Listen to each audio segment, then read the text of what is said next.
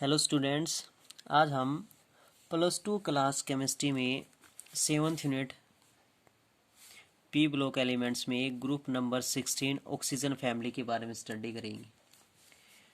Oxygen family में कुछ topic हम स्टडी कर चुके हैं। आज का हमारा टॉपिक है ओजोन। जो ऑक्सीजन है, एलोट्रोप्स ऑफ ऑक्सीजन है, वो कितनी फॉर्म में पाई जाती है? हमारे पास 2 फॉर्म में प्रेजेंट होते हैं। आइसोटोप्स एलोट्रोप्स प्रेजेंट होते हैं। जो एक ऑक्सीजन प्रेजेंट होती है जो रेस्पिरेशन सिस्टम में यूज होती है। एक ऑक्सीजन होती है जो ओजोन में प्रेजेंट होती है। और दोनों के फार्मूलेज की बात की जाए तो ऑक्सीजन का होता है जो रेस्पिरेशन में यूज होगी O2, एंड O3 क्या होती है जो ओजोन लेयर में प्रेजेंट होती है। तो फर्स्ट है ओजोन। तो सबसे पहले हम स्टडी करेंगे इसकी प्रिपरेशन के बारे में। तो ओजोन की प्रिपरेशन क्या है? जो ओजोन है वो O3 क्रिएट करती है, यानी ऑक्सीजन के कितने मॉलिक्यूल्स? 3 मॉलिक्यूल्स प्रेजेंट होते हैं। तो वो किस तरीके से प्रेजेंट होते हैं? जब एटमॉस्फेरिक ऑक्सीजन, और एटमॉस्फेरिक ऑक्सीजन क्या होती है? O2 सिंगल ऑक्सीजन मॉलिक्यूल्स के साथ रिएक्शन करती है तो क्या कंपाउंड क्रिएट करेगी? इन the presence of silent electric discharge.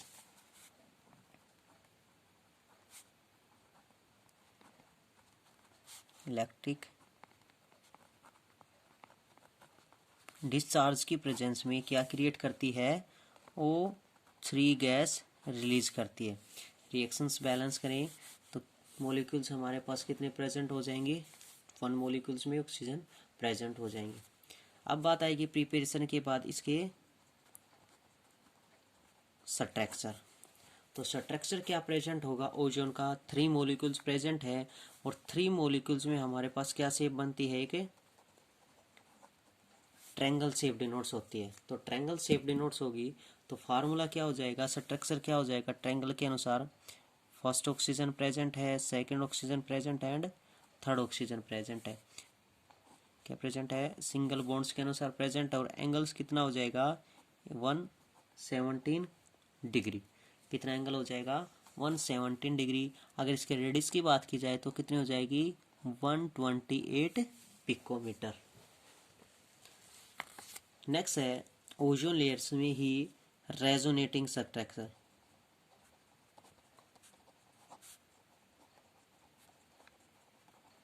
Of O3 यानी ओजोन लेयर है उसका रेजोनेटिंग स्ट्रक्चर क्या हो जाएगा? फर्स्ट अगर हम 3 मॉलिक्यूल्स में डिनोट्स करें तो फर्स्ट के पास सभी के पास क्या प्रेजेंट है? सिंगल मॉलिक्यूल्स प्रेजेंट होते हैं, सिंगल बॉन्ड प्रेजेंट होगा। लेकिन ऑक्सीजन अपनी स्टेबिलिटी डिनोट्स करता है तो क्या क्रिएट करेगा? डबल बॉन्ड प्रेजेंट होगा एक ऑक्सीजन के साथ, और एक ऑक्सीजन के साथ डबल बॉन्ड प्रेजेंट है तो इस ऑक्सीजन की स्टेबिलिटी डिनोट्स करें। मान लीजिए हमारे पास फर्स्ट ऑक्सीजन प्रेजेंट है, सेकंड ऑक्सीजन है, थर्ड ऑक्सीजन प्रेजेंट है। तो फर्स्ट ऑक्सीजन की स्टेबिलिटी डिनोट्स करें तो नंबर ऑफ इलेक्ट्रॉन्स कितने हो उसके? 6, 7, 8 एंड 9 इलेक्ट्रॉन प्रेजेंट हो उसके। ड्यू टू ऑक्टेट के अनुसार 8 इलेक्ट्रॉन्स होने चाहिए। तो एक इलेक्ट्रॉन्स क्या करेगा? लॉस करेगा। तो कितनी स्टेबिलिटी हो जाएगी? 1 लॉस ऑफ इलेक्ट्रॉन्स करने की। लेकिन एक के पास क्या है? स्टेबिलिटी इसकी कंप्लीट हो चुकी है, इसलिए इसके ऊपर कोई चार्ज प्रेजेंट नहीं होगा। लेकिन इस ऑक्सीजन, थर्ड ऑक्सीजन की बात की जाए तो स्टेबिलिटी क्या है? कंप्लीट नहीं हुई है, गेन ऑफ 1 इलेक्ट्रॉन्स है। आउटर मोस्ट इलेक्ट्रॉन 6 प्रेजेंट थे, एक के साथ शेयरिंग कर चुका है, 7 इलेक्ट्रॉन प्रेजेंट हो चुके हैं, इसलिए चार्ज क्या होगा? 1 नेगेटिव चार्ज प्रेजेंट होगा। अब यही डबल बॉन्ड्स लगातार डिसोसिएट्स होकर किसके ऊपर आ जाएगा? चार्ज पार्टिकल्स के अनुसार आ जाएगा। तो सेकंड स्ट्रक्चर क्या हो जाएगा? वही same, first oxygen, second oxygen, third oxygen. यहाँ पर डबल बॉन्ड प्रेजेंट हो जाएगा, यहाँ सिंगल बॉन्ड हो जाएगा। ये ऑक्सीजन पॉजिटिव चार्ज में, और इस सिंगल बॉन्ड के साथ क्या हो जाएगा? नेगेटिव चार्ज प्रेजेंट हो जाएगा। अब लगातार बॉन्ड हमारे पास डिसोसिएट्स हो रहा है, एक के पास एक बॉन्ड प्रेजेंट है, डबल बॉन्ड प्रेजेंट है, तो डबल बॉन्ड लगातार ब्रेकेबल है। तो ब्रेकेबल होने के कारण हमारे पास बॉन्ड सिंगल प्रेजेंट होगा, और फर्स्ट के साथ भी बॉन्ड प्रेजेंट हो सकता है, और सेकंड के साथ भी बॉन्ड प्रेजेंस हो सकता है। तो इस प्रकार हम डिनोट्स कर सकते हैं। फर्स्ट और सेकंड क्या है हमारे पास? जो डिफरेंट स्ट्रक्चर को डिनोट्स कर रहे हैं, इसको कहा जाएगा रेजोनेटिंग स्ट्रक्चर ऑफ O3, और जो हमारे पास एक फाइनल रिजल्ट मिल के आ चुका है उसको कहा जाएगा रेजोनेंस हाइब्रिड। और जो कंप्लीट प्रोसेस है उसको, कंप्लीट प्रोसेस को क्या कहा जाएगा? Resonance. complete process is known as resonance, and the different structure known as resonating structure, and one structure in which all these structures are measured in a single structure known as resonance hybrid.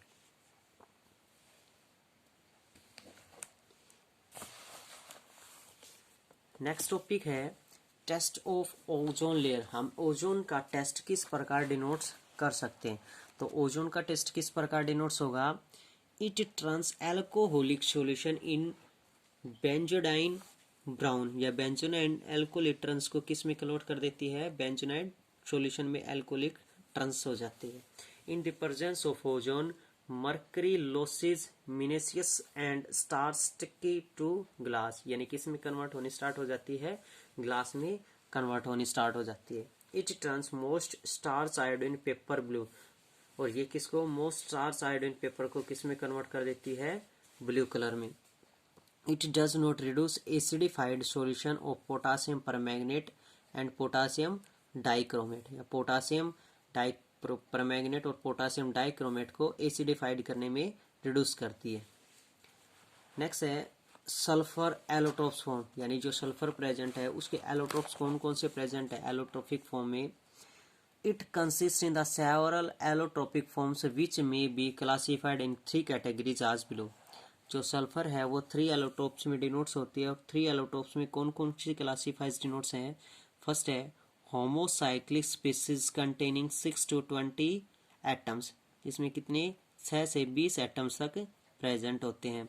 Different chain polymers known as catena एसन sulphur, और जो different में present है उसको क्या कहा जाता है? प्रॉपर्टीज अनस्टेबल स्मॉल मोलिक्यूल्स, और कुछ में क्या होते हैं? अनस्टेबल स्मॉल मोलिक्यूल्स प्रेजेंट होते हैं, जिसमें नंबर ऑफ सेल प्रेजेंट होती है 2 to 5। उसके बाद है packing of 8 molecules of sulphur, यानी जो सल्फर 8 मोलिक्यूल्स है उस सल्फर 8 मोलिक्यूल्स का जो स्ट्रक्चर है वो स्ट्रक्चर किस शेप में प्रेजेंट होता है? पकड़ शेप में प्रेजेंट होता है। पकड़ शेप किस प्रकार होगी हमारे पास? इस शेप में प्रेजेंट होती है। First sulphur, second sulphur, third, fourth, fifth, sixth, seventh and 8, यानी जिस प्रकार हमारे पास एक कपड़ा सिकुड़ा हुआ होता है उसी प्रकार जो सल्फर 8 मॉलिक्यूल्स होते हैं वो सिकुड़ी अवस्था में होते हैं, पकड़ शेप में होते हैं, इसलिए इसको मेजर्ड एज पकड़ शेप, इसको पकड़ शेप से भी डिनोट्स किया जाता है। उसके बाद है प्रिपरेशन। प्रिपरेशन क्या है सल्फर की? It is obtained by pouring molten sulphur into cold water when a soft rubber like mass called plastic sulphur is obtained. It is obtained by pouring molten sulphur, ये molten sulphur के साथ cold water के साथ reaction करके produced होता है। When a soft rubber like मास, जब soft rubber like मास के अनुसार called plastic sulphur is obtained, और उसके साथ क्या होता है? प्लास्टिक सल्फर क्रिएट होता है। नेक्स्ट है प्रॉपर्टीज ऑफ सल्फर। प्रॉपर्टीज कौन कौन सी प्रेजेंट है सल्फर की? It is an amorphous forms of sulphur, यह कौन सी फॉर्म है? अमरफस फॉर्म प्रेजेंट होती है। It is soft and elastic like रबड़ इन बिगनिंग, ये स्टार्टिंग में तो क्या होती है? इलास्टिक एंड सॉफ्ट होता है, जस्ट जिस प्रकार एक रबड़ होता है, but hardens on standing and cooling, लेकिन इसको थोड़े समय के लिए अनस्टेबल रख दिया जाता है, ठंडा होने के लिए स्टोर कर दिया जाता है, तो उस कंडीशन में क्या हो जाता है? ये हार्ड हो जाती है। इट हैज रबड़ like transparent yellow threads and it is insoluble in carbon sulphide and water. It is रबड़ लाइक ट्रांसपेरेंट, यह रबड़ के अनुसार क्या होती है? ट्रांसपेरेंट होती है, and yellow threads, and it is insoluble in carbon sulphide and water. Carbon sulphide और वाटर में क्या होती है? इनसोल्युबल होती है। It does not have a sharp melting point, इसका किसी प्रकार का शार्प मेल्टिंग पॉइंट नहीं होता है। सल्फर डाइऑक्साइड, सल्फर डाइऑक्साइड किस प्रकार प्रिपेयर होती है? Sulphur dioxide is prepared together with a little trioxide when sulphur is burnt in air और ऑक्सीजन। जब सल्फर को एयर या oxygen, atmospheric oxygen that is respiration system में जो ऑक्सीजन यूज होती है उसके साथ रिएक्शन की जाती है तो क्या कंपाउंड क्रिएट होता है? सल्फर डाइऑक्साइड क्रिएट होता है। नेक्स्ट है प्रॉपर्टीज। तो प्रॉपर्टीज क्या प्रेजेंट है? It is a colourless gas and pigment smell which highly soluble in water. ये कलरलेस गैस है, पिगमेंट स्मेल में प्रेजेंट होती है, हाईली सोल्यूबल इन वाटर, और पानी में क्या होती है? सोल्यूबल होती है। It is liquefied at room temperature. या रूम टेम्परेचर पर क्या होती है? लिक्विड स्टेट में प्रेजेंट होती है। On reacting with PCl5 phosphorus pentachloride के साथ रिएक्शन करके क्या है? थाइल क्लोराइड डिनोट्स होती है। वैन पेंटाफास्फोर क्लोराइड्स के साथ सल्फर डाइऑक्साइड की रिएक्शन की जाएगी तो क्या बनेगी? SOCl2 plus POCl2 phosphorus dichlorides में डिनोट्स हो जाती है। नेक्स्ट है सल्फ्यूरिक एसिड। सल्फ्यूरिक एसिड क्या होता है? These days sulphuric acid is prepared by the contact process. Sulphuric acid को कौन से प्रोसेस के द्वारा प्रिपेयर किया जाता है? कॉन्टैक्ट प्रोसेस के द्वारा प्रिपेयर किया जाता है। The process of manufacture of sulphuric acid. कौन कौन से प्रोसेस हैं जिनसे हम सल्फ्यूरिक एसिड को प्रिपेयर कर सकते हैं? फर्स्ट प्रोसेस है जिसमें हमारे पास डिफरेंट स्टेप प्रेजेंट है। तो जिसमें से फर्स्ट स्टेप प्रेजेंट क्या है? Production of sulphur dioxide by burning sulphur और रोस्टिंग आयरन पायराइड्स। जब सल्फर को क्या किया जाता है? बर्न किया जाता है आयरन पायराइड्स के साथ तो क्या रिलीज होती है? सल्फर डाइऑक्साइड, जिसकी रिएक्शंस क्या है? S8 प्लस O2 और क्या क्रिएट हो जाएगा? Sulphur dioxide. रिएक्शंस बैलेंस करेंगे तो 8 मोलिक्यूल्स ऑक्सीजन हो जाएंगे, 8 के साथ SO2 मल्टीप्लाई हो जाएगी, क्या हो जाएगी? SO2 8 मोलिक्यूल्स में। आयरन पायराइड्स के साथ रिएक्शन करें इसकी तो क्या हो जाएगी? FeS2 प्लस O2 के साथ रिएक्शन करेंगे तो ferric oxide that is Fe2O3 plus sulphur dioxide में रिलीज हो जाएगी when react with iron pyrites and atmospheric oxygen. Second step है catalytic oxidation of sulphur dioxide by air to give sulphur trioxide. जब इसी sulphur dioxide की दोबारा से atmospheric oxygen के साथ रिएक्शन की जाएगी then the sulphur dioxide converted into sulphur trioxide. यही सल्फर डाइऑक्साइड किस में कन्वर्ट हो जाती है? सल्फर ट्राइऑक्साइड्स में क्रिएट हो जाती है। थर्ड पॉइंट है sulphur trioxide from the catalytic converter. जब ये सल्फर ट्राइऑक्साइड कैटालाइटिक कन्वर्टर के साथ रिएक्शन होगी is introduced at the base of absorption tower from the top of which sulphuric acid is showered. यानी इसमें क्या ऐड किया जाता है? सल्फर ट्राइऑक्साइड में कुछ क्वांटिटी में सल्फ्यूरिक एसिड ऐड किया जाता है। क्योंकि जो सल्फ्यूरिक एसिड है इस अर्थ क्रस्ट में फ्री स्टेट में प्रेजेंट नहीं होता है, हाईली रिएक्टिव होता है, सबसे ज्यादा मोर पावरफुल एसिड है, इसलिए इसको कुछ क्वांटिटी में ऐड करने पर हम उस ओलम से हाईली रिएक्टिव वाटर के साथ रिएक्शन करके सल्फ्यूरिक एसिड क्रिएट कर सकते हैं। तो क्या ऐड किया जाता है इसमें? टॉप क्वांटिटीज में सोवर्ड्स के साथ स्लो कंडीशंस में सल्फ्यूरिक एसिड ऐड किया जाता है as SO3 is moves above and it is absorbed by sulphuric acid. और सल्फ्यूरिक एसिड के साथ क्या हो जाती है? वो एब्सॉर्ब कर लेती है।